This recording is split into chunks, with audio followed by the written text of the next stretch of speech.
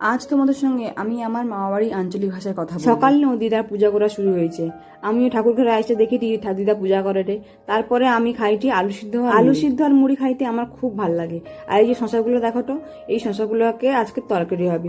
এই শশাগুলো একটু বুড়া হয়েছে, এই জন্য এই শশাগুলোকে আজকে তরকারি করা হবে।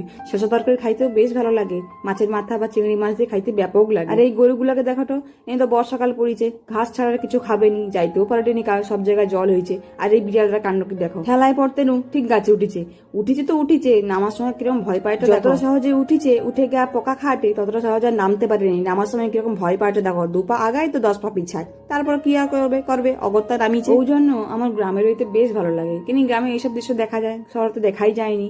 তবে আইসো, আমার নতুন বাছুর হয়েছে, মানে আমার নাম আমারে নতুন বাছুর হয়েছে। বাছুরকে দেখো, কচি ছাগল বাচ্চা বা কচি বাছুর আমার দেখতে ব্যাপক লাগে। আমার ভাষাটা কেমন লাগলো তোমরা সবাই কইবো। আজ আইসি, কাল আবার দেখা হবে।